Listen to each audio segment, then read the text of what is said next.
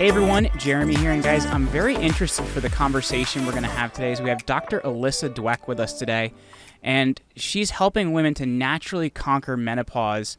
And to me, having some personal experience, with a parent, I'm just really interested to kind of get into this. So Dr. Dweck, thank you so much for hanging out with me today.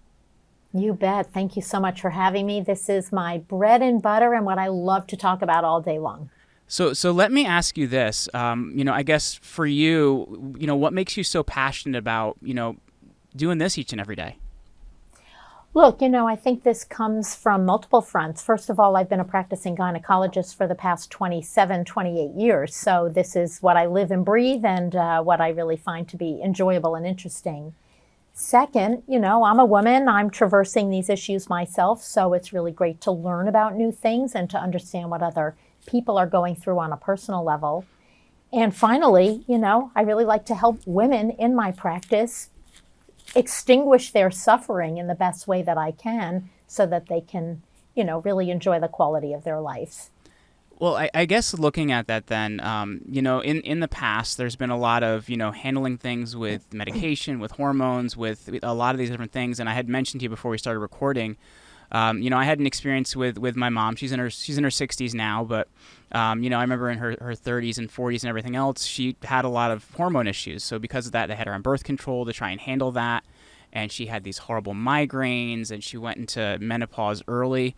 And I guess looking at that, why would a solution like that occur, and how should we actually be looking at that? Well, I think it's important to take a step back so we actually understand what's happening. Yeah. And of course, I'm speaking in broad general terms rather than about your mom specifically. Absolutely. But, the menopause is, first of all, not a disease. I think that's very important to understand. It's a natural life stage. Everybody's going to go through it, and it's important just to understand that. Hormones don't stop being produced from one day to the next. This is a transition. So we often will see women, whether it's in their late 30s or early 40s, start to develop changes, whether it has to do with their bleeding habits or whether they're having symptoms like hot flashes or night sweats or some of the other many, many symptoms that do go along with hormone changes, including headaches for that matter. And there are various ways to try to manage this. Hormones are surely one way. And in that perimenopausal time when we still might need to consider contraceptive needs, birth control pills are a very common remedy because it kind of kills two birds with one stone. But realize there are so many women who either don't want to take hormones or who have a medical contraindication to taking hormones that we need to have many other options available in order to keep people comfortable and manage their own individual situation. So oftentimes we turn to lifestyle management, we turn to herbal supplements, we turn to alternative medications that might be pharmacologic but are not hormonal in nature. And these are oftentimes big discussions to be held. So one of the words you used there, perimenopause, and I'm interested for people listening that may not be as familiar with that. What is the difference between perimenopause and menopause?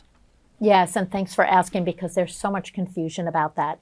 These are just semantics, really, when you think about it, because as I said, this is all one big transition until that day when you can say you've been 12 consecutive months without menstruating for no other reason.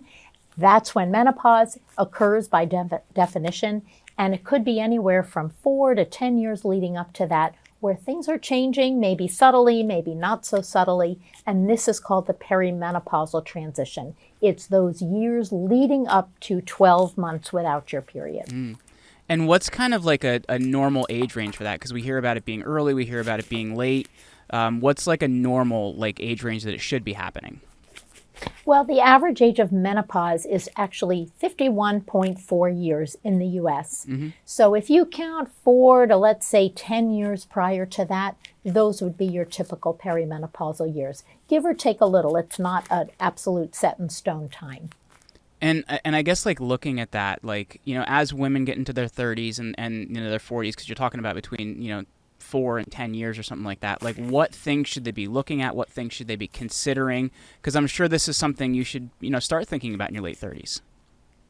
Yeah, no question. Well, look, these days with so many women being career-oriented or perhaps starting families a little later than traditionally was 20 years ago, these symptoms and nuances may be more recognized because people are interested in their fertility into their late 30s. With that being said, most of the time, one of the first symptoms that comes about that's recognizable is a change in the menstrual habits. So maybe you skip a period. Maybe your periods are a little longer, a little shorter, a little lighter, a little heavier. That's usually a first telltale sign, but frankly, it's not always recognized because many other things can come into play when it comes to menstrual habits. Second might be exactly what you were talking about with your mom. Hot flashes, night sweats, just a intolerance of the typical temperature range that usually is comfortable for you. So that's something that comes about. What I hear a lot in my practice are mood changes, particularly irritability. Women will literally come in and just say, I don't know what's going on, but I don't even recognize myself. It's like I'm Dr. Jekyll and Mr. Hyde. I'm very irritable. I have no patience with my family, my children, my job, and that may be a symptom of that's recognized. That makes a ton of sense too, because like for myself, it makes me think of both the pregnancies my wife was through. Hormones are up and they're down, and you can't always explain things, and sometimes you're crying and you don't really know why. But it's definitely a thing you can see. You are very right. Now, of course, pregnancy is a totally different situation where hormones are really surging. But yes, the root of this issue is very similar. It's hormone volatility. So oftentimes there's sort of a disconnect between these symptoms and what is actually causing them. So it's almost like a hindsight recognition for lots of people. But thankfully, people bring up their symptoms and we usually can connect the dots. So when we start seeing symptoms, and I do like that you say, this is a part of life. It's something we go through. It is not a disease or a condition, which is important to understand because I think there are, there could maybe be some embarrassment or there could be some confusion or whatever there may be around that. And I guess understanding that that is the situation, it's something we go through. What steps should be taken then, once you start seeing some things happening?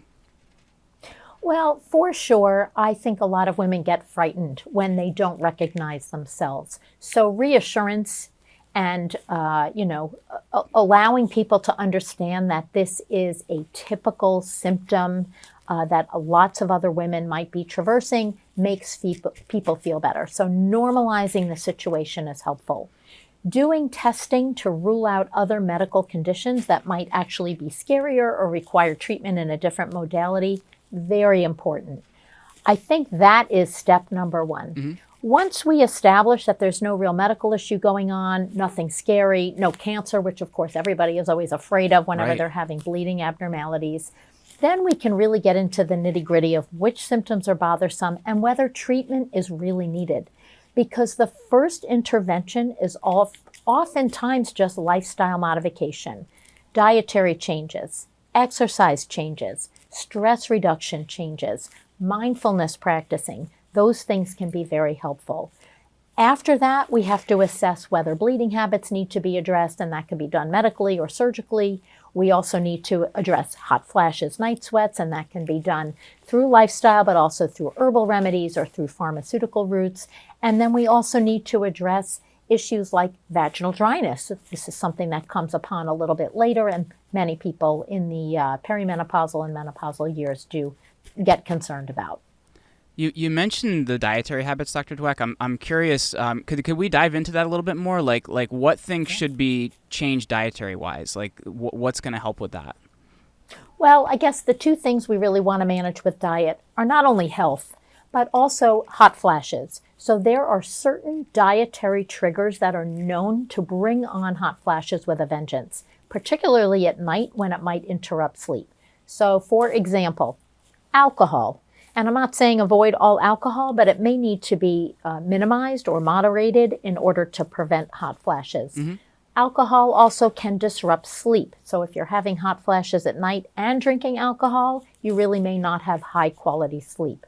We also see things like caffeine being disruptive and causing vasomotor symptoms. So moderating caffeine intake through coffee, tea, even chocolate is something to consider. High salt can be a problem. So many women are worried about water retention or even weight gain that could be water retention related, so moderating salt intake can be helpful. The other reason to consider moderating diet habits is weight change. If there is one complaint that I get in my office day in and day out that I wish I had a magic bullet for, it is weight gain and weight management, because women are really struggling with trying to maintain their weights with the same caloric intake, similar exercise patterns, but hormone changes bring on these changes nonetheless. So modification of diet and exercise are helpful for that. And I think that's interesting too, because when and I'm curious on this one. Like you mentioned, dietary changes with weight gain and things like that. Going through menopause, are a lot of those things like permanent changes? Does the body kind of reach a new homeostasis after that, or what does that kind of look like? Going through that. Yeah, that's such a good question, and I would have to venture to guess yes, because metabolism drops with age. Metabolism drops through menopause because of less muscle mass and less lean body mass tissue. So you almost have to build it up again in order to improve your metabolic rate. But yes, it becomes a lot harder to maintain weight with the same habits that you had as a 20-year-old as you do when you're a 40 or 45-year-old. So mindfulness eating is very important, portion control, but also choices. I often turn towards recommending the Mediterranean diet for my perimenopausal and menopausal patients. Why? This is typically and traditionally considered a heart-healthy diet.